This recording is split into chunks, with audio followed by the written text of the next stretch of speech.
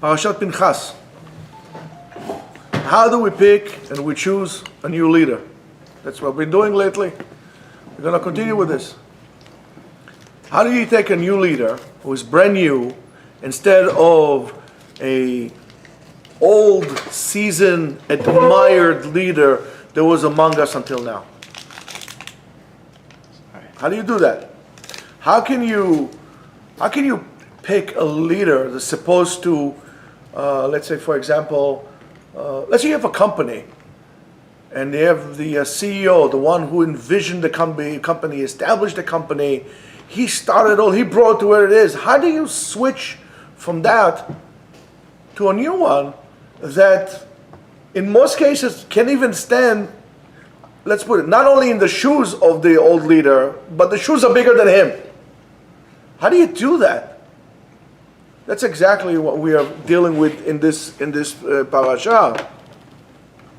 But not only that, let's say for example we already picked up a leader, right? Even though we haven't really defined how to do so, how is the new leader, right? And us, how do we move to the next stage? And the next stage will be passing on the leadership, when we do transaction of power, right? When we take the power, let's say you have one president and he's out, how do they they move around authority from one to another? I mean, in the transition of power in the United States government, sometimes it takes months. How do you do that? Is there a process to do it? In Israel, it's not like this. Israel, they pick you up, you vote it out, goodbye and good luck. One guy out, the other guy starts. Well, maybe that's the way things look, the way they look over there. I mean, how do we transition power? By the way, every time we talk about leadership, I'm talking about all aspects of leadership. In terms of leaders of political power, political world, Torah world, even between parents and children. How do we do that? How is it done appropriately? So, transitioning of power was always very complicated. Sam, can you move? Was very, very complicated, and always had a lot of questions and difficulties. It seems like that when Moshe Rabbeinu and Yeshua did it, they did okay. You probably guys thought that I'm going to talk today about Pinchas, about spearing. This is not a class in martial arts. Today we're going to talk about something else. Right? That's everybody. You expected that, the whole, Pinchas thing with no, that's ain't gonna happen, huh? Kanai, Pogibol. Kanai, yeah, we're not gonna talk about this today. We're gonna talk about something completely different. So, hello, by the way, to all our Instagram fans and over there. So, how do we do this transition of power? How is it done? How it should be done? For example, is the new leader that we pick in is going to be able to gain the trust of the masses to follow him? It's not something that it's done. I mean, it takes time. And if you're running a company, even more so if you're running a country, you don't have this time to futz around. You need to start producing right away. It's a mega thing. To run a country, it doesn't make a difference how big the country is. It's a major thing. You don't have this, what they call 100 days of grace. There ain't no grace, got up right away. How do you do that? Are they going to trust him? Are they going to believe what he's trying to sell them? And of course, there's another fundamental question, a very basic question, even more than that. Is the new leader believes in himself, in his ability to do so. Not what he's telling the people. I heard somebody on the radio the other day, he said he wanted to run for Congress one time, and he said he had all the good ideas, and he had all the, a talk show host, I forgot his name. And he said, I met with the right people and I told them the right thing. And the bottom line, they asked me only one question. How much money do you have and how are you going to raise money? It was all about money. Not about ideas, not about anything yet. So be very careful, by the way, before you put your vote in. I'm trying to give you tools to actually make a good decision for all of us. But as I said to you before, this talk that we're going to have today, the shiur we're going to have today, is going to be about leadership again, and transition of power, choosing the right leader, and so on and so forth. So how is it being done? What's the right way to do it? So in Parashat Pinchas, we starting like with greater emphasis. Thank you. With greater emphasis, the process of entering the land, entering Eretz Israel, and as a beginning from that, there's a changing of leaders. Slowly. We have Moshe, and it goes to Yehoshua, and HaKadosh Baruch Hu commends Moshe how to do this transferring of power, and he tells him that he's going to put his hand, actually one hand, on the head of Yehoshua, and by doing so, bestowing upon him some of, again, there's a important word here that I'm going to maybe try to, bring about, is mirucho, from his ruach on him. By the way, one of the terms of HaKadosh Baruch Hu is, we call it Elokei HaRuchot, God of winds. What does that exactly mean? So, of course, I have no doubt that we're not going to be able to touch and answer all the parameters that the leader has, especially a leader like Moshe that he had. But it's very important to pay attention. What are those points of emphasis that we must understand and concentrate on? That without this, it's impossible. You can't move without those things. And that's what we're going to try to do, B'ezrat Hashem, here. And of course, the answer to this is in this parasha, in Parashat Pinchas. And in the tefillah of Moshe, which was our leader, right? He was a huge person, huge not in terms of stature, in terms of like height, but huge in terms of what he did. And the message that he gave not only to us as Jews, but to the rest of the world and anybody else that is going to be a leader. If you want to be successful, follow the example of Moshe Rabbeinu. If not, you're going to fail. I'm just telling you straight out. He was able to take Am Yisrael from a depressed nation, enslaved nation, under the boot of the Egyptian, culture and everything else, to a nation that is free, truthfully free, and the only thing that is abiding to is to the laws of God and God Himself. From a nation that had no backbone, to a nation that basically today the whole entire world is standing on. The values of Judaism were really implanted in the whole entire world, whether it's Christians, whether it's Muslims, and even those who are not Christian or Muslims or Jewish, still benefit from a lot of the things that came as a result of that.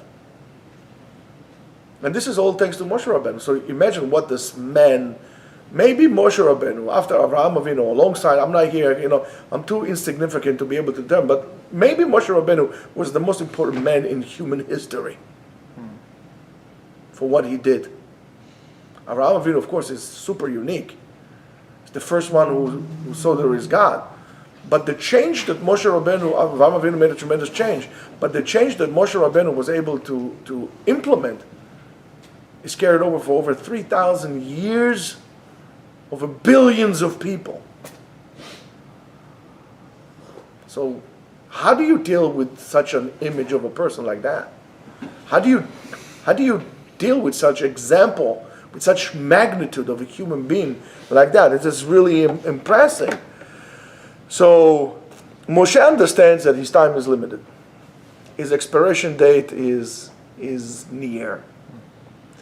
And he started to pray for God, and he asked from him to really help him by finding a person, and I'm quoting the words, Ish asher ruach bo, a man, and there is a ruach. Of course, the word ruach in plain Hebrew means a wind, but it really has a spirit in him, or temperament, and it depends how you use it. And in other words, it's not. He doesn't want it to be only a political figure, but also a person of a ruach, and that's exactly the opposite of what you're thinking, or what we get used to. So, if we're going to look at this, society, any society by itself, is basically a collection of many individuals and parts and moving parts and so on and so forth. If you're going to look at your own body, what constitutes you as a single entity, your body constitutes of I would say, endless particles. Whether it's your limbs and the cells and the DNAs and the RNAs and the chromosomes and you name it. I mean, it's like billions. So if a person is like that, imagine a whole company or a whole nation or a whole humanity. Now you might understand what does it mean that each one of us is a part of the thing that's called Adam HaRishon. Adam HaRishon, from my insignificant opinion, is the analogy of taking humanity and bringing it together in harmony like a functioning being under the auspices of God.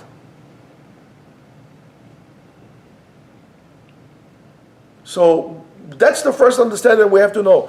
So Bala Akedah explains, regarding the concept Ruach, he explains that there is a tremendous hidden meaning in that word that Moshe Rabbeinu picked, Ish asher Ruach Hashem, Ruach bo.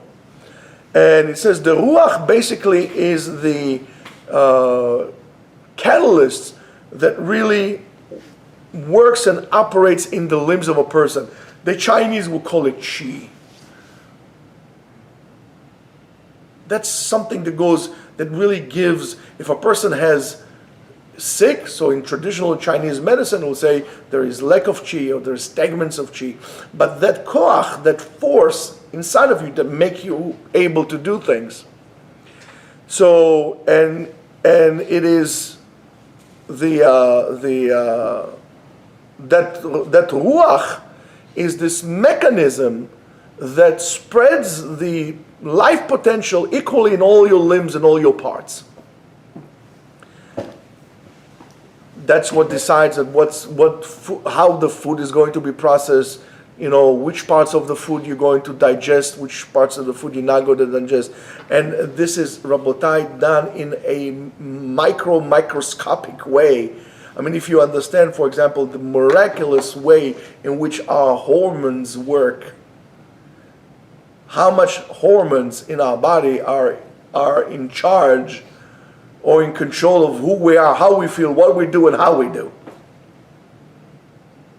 There is a small little teeny gland it's called the pituitary gland. It's the size of a pea. It sits right next to your stem of the brain, between the two, lobes of your brain, all the way inside, right into from your sinus, like right here. That's what I guess they call the third eye, like right here, but all the way inside. Mm-hmm. That thing controls all the hormones in your body. This little thing. I mean, you might be like 350 pounds, 7-foot linebacker, and you could be like a rag because your pituitary gland doesn't work right.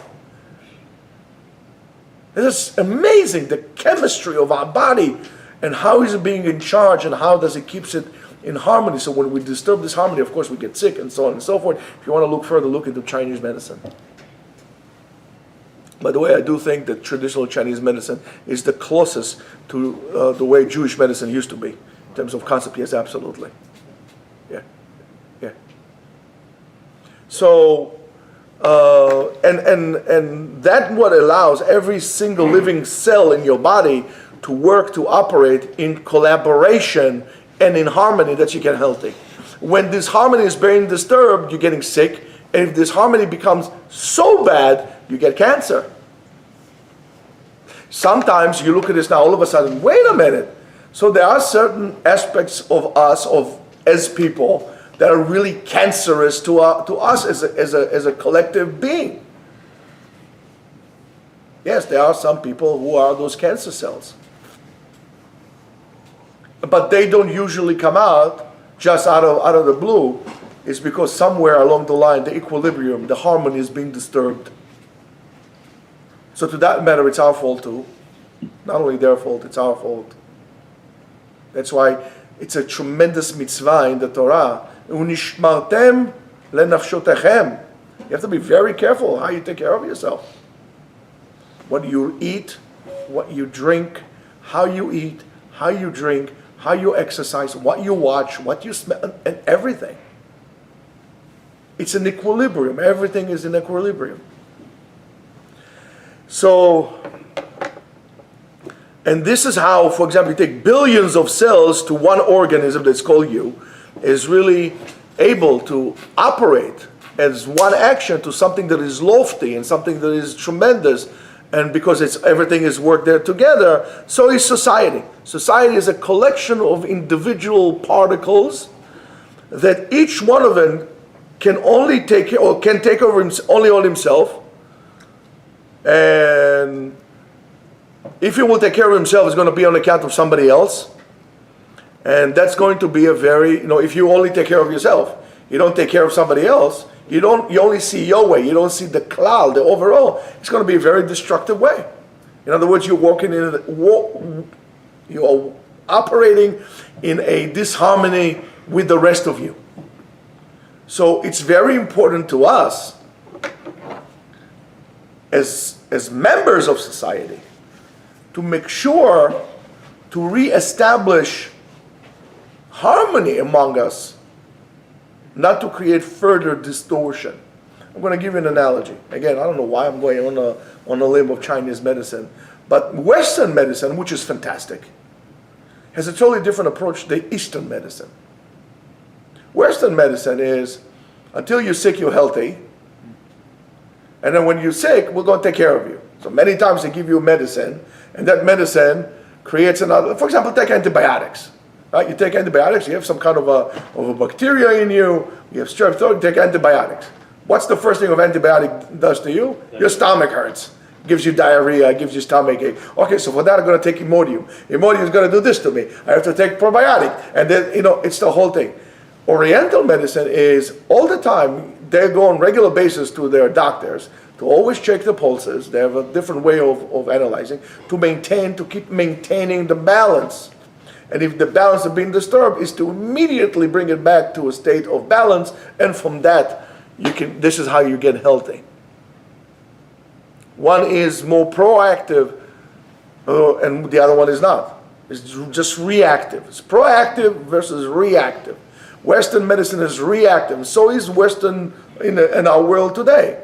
So left, let's say in the world now, left is going completely left, and all of a sudden, to correct it, it's going to be a tremendous right. Let's go, 1 second, before we're going to go left, before we're going to go right, let's create a center, because otherwise there's nothing for us to balance around. From extreme liberalism, we're going to end up in extreme fascism. So let's just drop those the sides, and let's go to the center. By the way, if you don't understand what I'm saying, go to California, go to New York, and then you see how Central America, the center of the United States is completely different.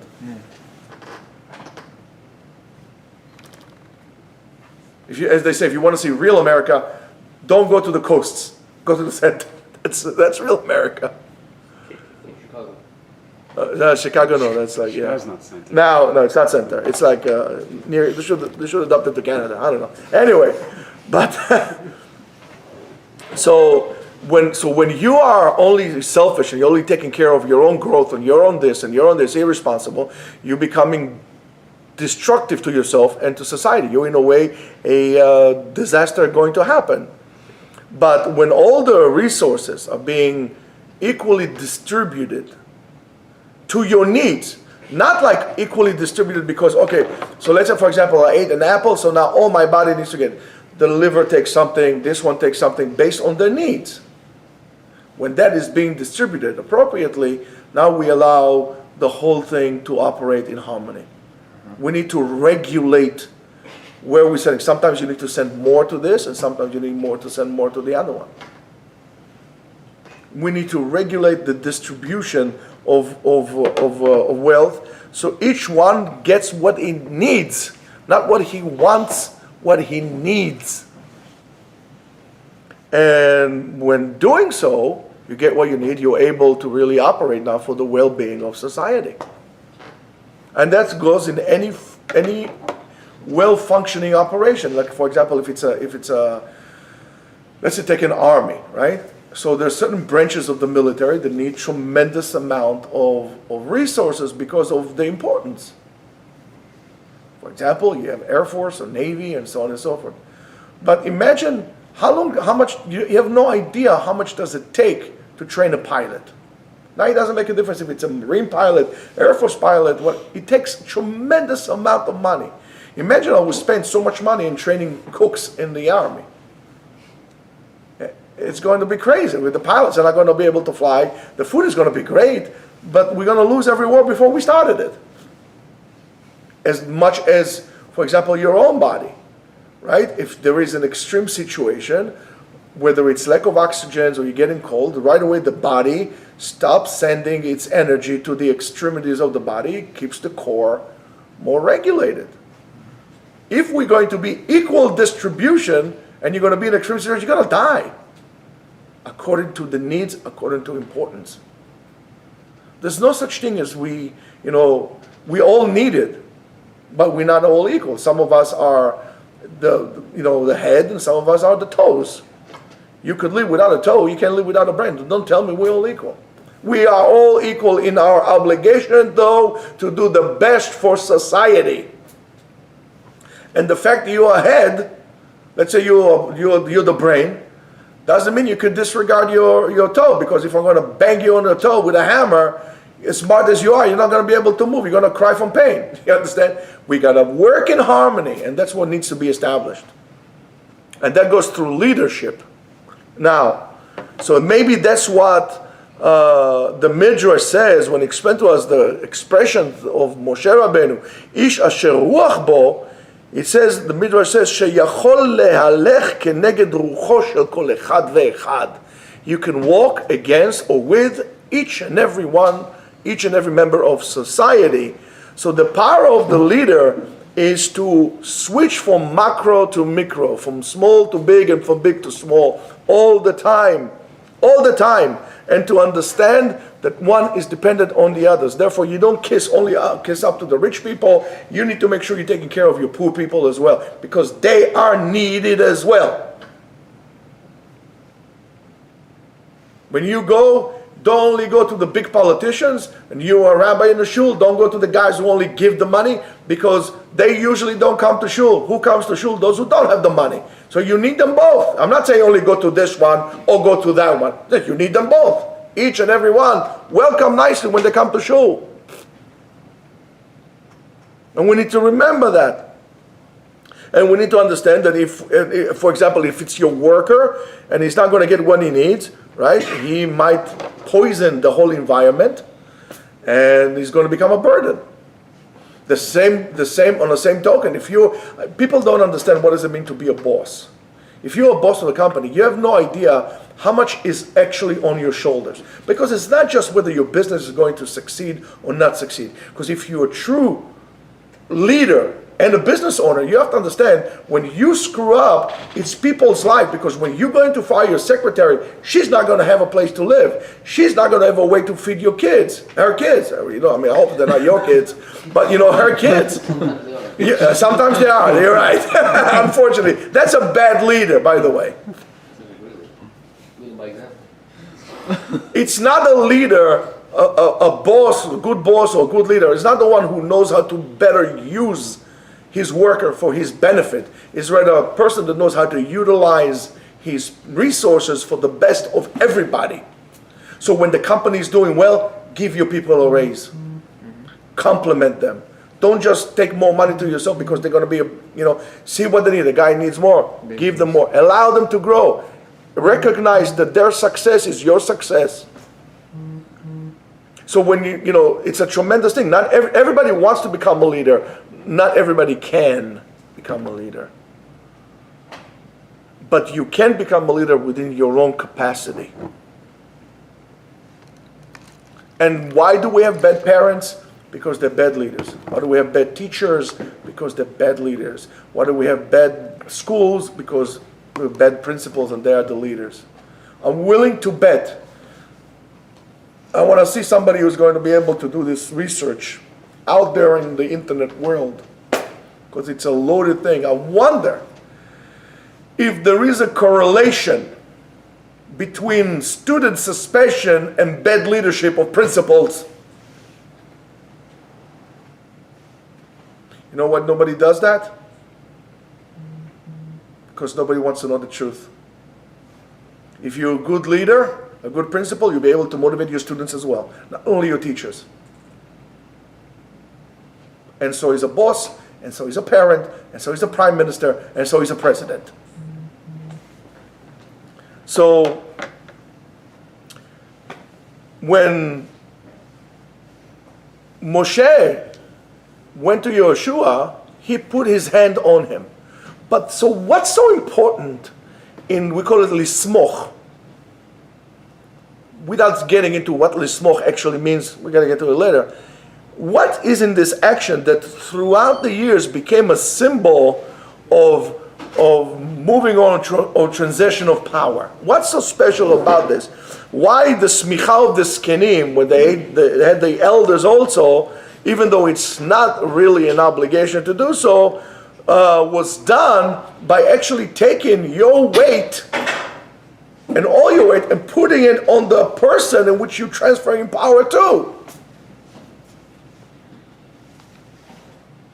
Why? Are you making it heavy? He's a slave or something? Or what is this? You're putting all your weight on him? So in order to answer that, we need to enter as much, of course, as we can to the head of Yehoshua at the first moments where he understands that he's going to be the next leader of Am Yisrael. Now, I don't know about you. I don't know if you ever thought about it. That's a scary moment. Imagine Yehoshua saying, "Oh my goodness, I would have to deal with those people. Oh boy, Yehoshua and Aaron were able to do it. I'm going to do it myself? You got to be kidding me.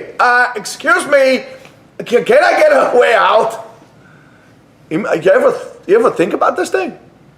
It wasn't like, all right, like some current Israeli prime minister. Okay, I want to be prime minister.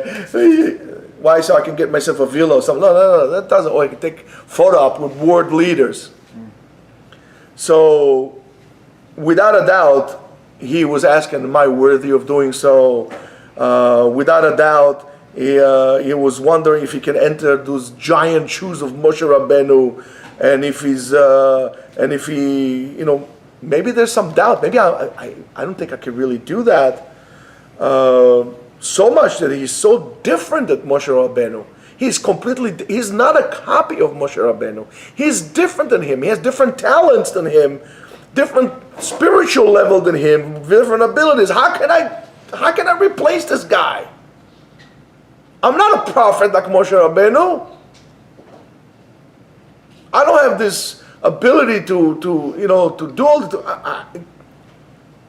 listen, it's different. So how do I do it? Am I, as Yehoshua, set to a failure? So how do you give this guy the confidence? And that's something that we need to do. You need to understand that works very much so with your workers, and even more so with your kids. So at that moment comes the command of HaKadosh Baruch Hu to Moshe, "V'samachta yadcha alav," and you place your hands on him and lean on him. Lean on me. And the action of transferring power was done by smichat yadayim, and again, as we said, leaning the whole entire body weight on him. But the statement, the underlining statement, that it's saying this behind this actual physical weight bearing is, "Listen, Yehoshua, I'm leaning on you. I'm counting on you. In Hebrew, lismoch has different meanings. Lismoch is to support. And so I'm supporting you. In Hebrew, lismoch is to count on. I trust you. And I trust you. And here, you know this game that they do sometimes in, in company. Hey, Yosef, in company things that you go like this, and the guy falls. Basically, Moshe Rabbeinu is saying, I'm going to put all my weight on you, and I'm basically trust you. I trust you, and I believe in you that you can hold me and in a way replace me.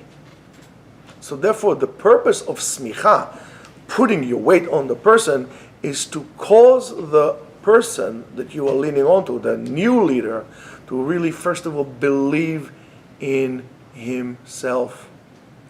Believe in his ability to take leadership to his hands and to execute the job in the best possible way. And we, unfortunately, the one that we don't do it the most is our children. We don't let the children their chance to gain responsibility and to prove, not to us, to them, that they are capable. When mommy comes to you and says, don't worry, I'll do the laundry for you. You're 25 and your mother still washes your clothes, and that's too late. Billy Joel sings like this, right? Something of that sort. Piano Man. Even Billy Joel, which is a Jew, of course, from Hicksville, knew that.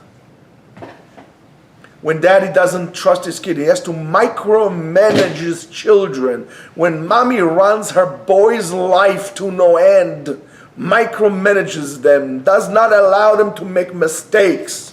God forbid my child will make a mistake. So he'll make a mistake. He'll learn. But if you're not going to allow your child to make a mistake, he's going to stay a buffoon. Basically, when you micromanage your children, you are telling them, I don't trust you. I hate it when I go to a child and the child tells me, yes, I would like to do so, but my parents won't let. And I'm not talking about smoking dope or something like that. I'm talking about doing something like, for example, go to sleepaway camp or go to sleepaway yeshiva. Why your parents would not let you? Why? Because they don't trust you. So what happened until now? Why haven't they made sure that you have the ability to deal with things, to deal with situations? Why daddy has to micromanage you to no end? Why? Because he doesn't trust you. You trust people, believe me, people rise to the occasion. Get them freedom to work, to operate. Tell them, I trust you, and they won't fail. And if they fail, he says, okay, let's try again. It's about time that you're going to remove the supporting wheels from the bicycle. And stop holding your kid. Let him run, let him fall, it's okay. The kid get dirty, it's good for the immune system. And again, by the way, don't forget to take away the telephone from your child.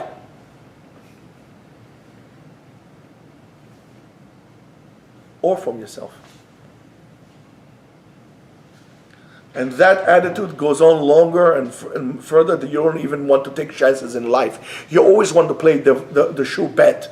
Whatever is, be safe. Be on the safe side. And then you sell your soul to the devil, as they say. Take a chance. You'll fail. Get up. Do it again.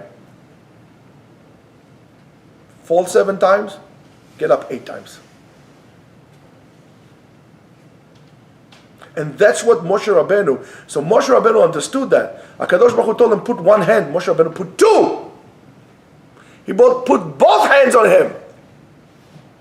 He said to him, Yeshua, I trust you 100%. So when a rabbi gives smicha to his student, is basically saying, I trust you that you're going to give the proper psak. I trust you that you're going to behave kaben Torah from this point on, appropriate to your title.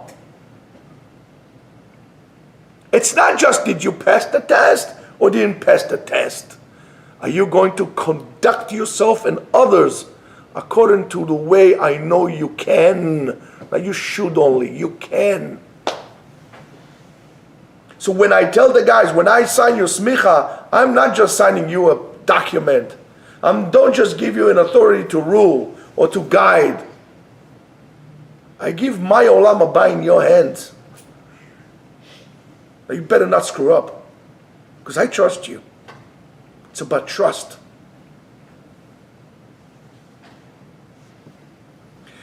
In our days, the new leaders always think that they can do a better job than the others. That's why the others never support the new one.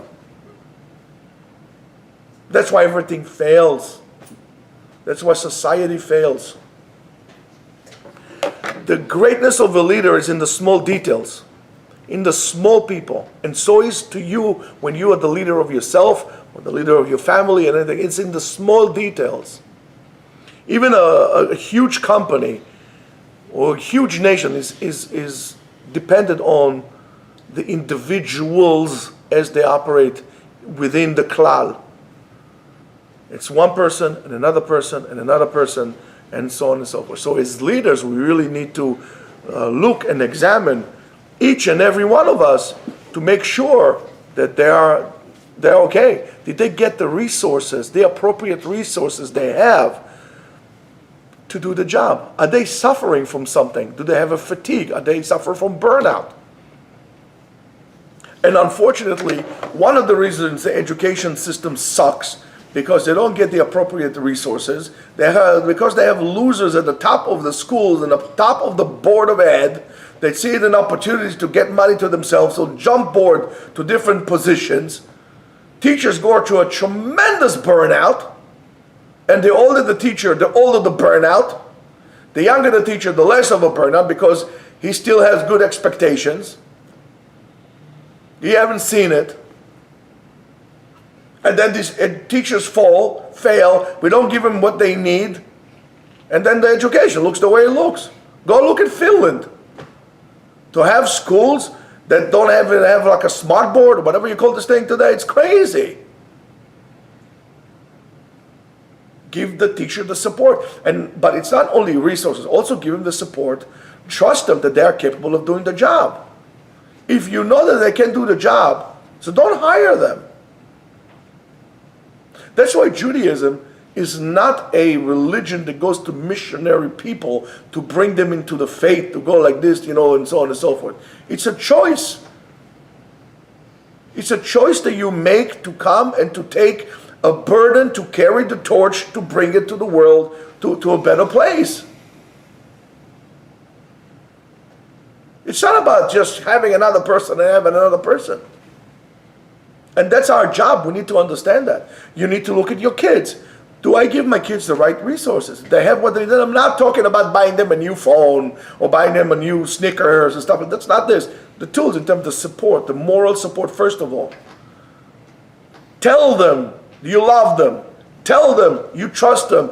Tell them what you expect and help them get there. They're not born with the owner's manuals in their hands. You need to guide them. And that's what Moshe Rabbeinu is telling Yehoshua. I trust you. HaKadosh Baruch Hu told me one hand, I'm putting two hands. I trust you blindly, completely. And that is the greatness of Moshe Rabbeinu and his humbleness that he was willing to go that far to do so, really believing in the complete ability and telling Yehoshua, not only that I know that you have the abilities, I'm going to tell you that I believe that you have the abilities. When you have so, you're able to motivate the people to come up and bring about the best in them. People are not going to be your copy. But your job is not to make carbon copies of yourself. Your job is to make the people the best that they could become. Moshe Rabbeinu was like this. And look, Yehoshua did a fantastic job. Yehoshua did a fantastic job. He brought Am Yisrael to such a high level. Entering the land. Very difficult time. It was a transition time. And Dafka, specifically in times of crisis like we are experiencing now, times of transitions like we're experiencing now, right? We need two people that we're going to be able to carry the stretcher. Somebody is going to say, okay, I know, when you're in the army with a stretcher, we need somebody to say, okay, I'm going to take it. You don't have to ask for somebody. You need people who are going to volunteer to do it. And the Jewish people right now is going through a tremendous time of crisis, whether you want to acknowledge it or not. And we need people who are going to be able to step up to the plate and going to do so. You saw this in America, which is a wonderful place, by the way, during right after the Twin Tower collapsed. People left whatever they wanted and they joined the military because they felt and said, I need to carry the stretcher. If we're not going to stop it, there's going to be more of that. And that's the spirit that we should all have. Don't wait till somebody says, guys, anybody volunteer to do so? And that goes with clearing the table, putting books away, let's say fixing your own bed, fixing somebody else's bed, taking the initiative to do what you need to do. And then we'll come to this also when you are on Shabbat. Erev Shabbat, hectic time, crazy time, transitioning. Again, transitioning. Judaism tells you all the time, Halakha tells us, be careful from those period of switching, ben hashmashot, between the, and so on. Be very careful. So Shabbat, the transition between Chol to Kodesh. We need to really, everybody needs to roll the sleeves until the point that the halakha tells us, even if you're a wealthy man that have servants and maids, you need to roll yourself and do something for Shabbat. You need to chip in. Don't expect somebody else to do the job if you are not willing to do it. Especially so as a boss, as a parent, as a leader of a community. You need to give the example. People looking up to you. People look up to you. You need to give them the example. Tell them that they're capable and show them by example. That's basically what we need to do. Now, that's what we call Ruach Chaim Chaya, a live spirit. Then that's what really make the whole organization going. It's like a fire. You set the fire, then you need somebody to make some, to make the flame. By the way, it's a very good night to make a fire pit. So, these are and every organization has those workers or these people, the members, that they are the life spirit. Without them, the organization falls. Those who take the initiative. Oh, hey, I'll do this. By the way, what happened with our ads? We need to put ads out. So, according to the words of the Baal Shem Tov writes, based on that, so now we're going back to how do we pick a leader. Now we said how we transition the power, but how we go pick the leader. So the Baal Shem Tov says the following. The Baal Shem Tov says that the leader needs to have two different types of ruach in him, spirit in him, some kind of a blowing wind inside of him. And he says ruach hamakom and ruach habriot. And he says he really bases it based on the Mishnah in Masechet Avot, Perek Gimel, Mishnah Yud. It says, Hu haya omer, kol sheruach habriot nocha himeno, ruach hamakom nocha himeno. We need to be good beinei Elokim ve'adam. Right? We need to be good in the eyes of God and the eyes of men. V'kol she'en ruach habriot nocha himeno, en ruach hamakom nocha himeno. A place or person that the people dislike, HaKadosh Baruch Hu says, okay, something is wrong with the picture, I don't like it. Now, it's very possible that a person is going to be a tzaddik, and still HaKadosh Baruch Hu is not going to be happy with him. The answer is yes. The answer is yes. And so is the other way around. You have many people that everybody likes in the neighborhood, in the school, whatever it is. Everybody loves him. He is Captain Jack. He'll get you high tonight. And HaKadosh Baruch Hu is not happy with him. It could happen. It needs to be equal. So a person needs to be ohuv b'shamayim and ohuv b'briot. The God is going to say, oh, that's my boy. And his friend is going to say, that's my man. Yes. You're the man. And The remez is, as we said to you before, Elokei Haruchot, the God of the winds. And HaKadosh Baruch Hu needs to find somebody that has those two spirits inside of him, Ruach HaMakom and Ruach HaBriot. And that goes very, very nice with the words of the Gemara, according to that story of the Talmid Chacham by the name of Geniva, and we learned it in Masechet Gitin, Daf Lametet, Daf Lamed Aleph, Amud Bet. It says, Rav Huna and Rav Chasda yashvu, right? Rav Huna and Rav Chasda were sitting down. Ve'avar lifneim Chacham, and there's one Chacham, his name is Geniva. Amar echad lechavero, na'amod lefanav, shehu Talmid Chacham. We should stand from him that he's a Talmid Chacham. אמר לו השני, מלפני איש מחלוקת, לא צריך לעמוד. A person that is, yes, he's a תלמיד חכם, but he's always conniving. You don't have to stand from him. תוך כדי, while they were talking, גניבה came in front of him, and שאלם, במה אתם עסוקים? What are you doing? אמרו לו, ברוחות, with spirits. So is it possible that Rav Huna and Rav Chasda asked basically the question, does this Geniva guy has those two winds, spirits in him, Ruach HaMakom and Ruach HaBriot? So when you look at at Yehoshua, the way Yehoshua has been described in the Torah, and by doing so became the appropriate leader to gain the leadership after Moshe, you could see two things, actually 7 things that sometimes comes twice. And it goes like this. First one is Baal Ruach HaMakom. Right? Kadosh Baruch Hu liked him. Tell him. And then Baal Ruach HaBriot. People liked him too. Then he has another quality. But that's enough for everybody. But then to be a leader, you need something else. Lo Yamish. He never moved away. From where? In other words, he is learning all day long. I don't expect the President of the United States to learn in yeshiva. Or the Prime Minister of Israel, unfortunately, to learn all day long in yeshiva. But you learn anything, or you think, okay, that's it, I'm President, I'm Prime Minister, I don't need to learn anymore.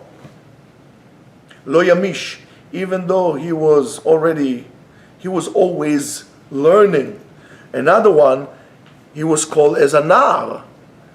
Now, the guy was old, still call him a lad, because he was always fresh and refreshed, and he was never lethargic and tired. Said, oh man, I'm tired, I'm sick and tired, let me just go to retirement. What do you mean retirement? You're 35 years old, can't wait to retirement. And that's why I said to you, I know people who are 70 years old that are younger than people who are 20 years old. He had a young mindset. It was always, okay, what's next? What's more? That's what keeps you alive. That's what keeps you flowing. You don't go with the flow. If you want to stay alive, you need to go against the flow. Only dead fish and other stuff go down with the flow. Live fish go against the flow. So he was a nar. And then again, with Lo Yamish, he was Baal Hatmada. He was determined. He would not finish something, he would not leave something unfinished. He would start something, he would finish it. He was determined. And then it was a nar, it was humble. And humble is a very difficult thing to achieve. Then there was another thing, it was Yotzeh Lifnehem. In other words, he had the ability to lead the people to higher and better places. Thank God that elections are being done every 4 years. If you have a leader that doesn't fall or does not possess those qualities, that did not bring the country to a better place, do everybody a favor. Don't vote for them again.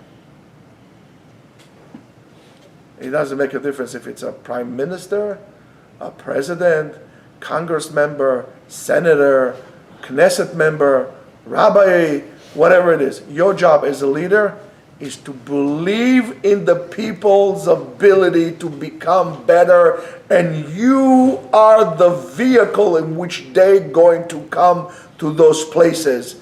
You are there to serve the people, not the people to serve you.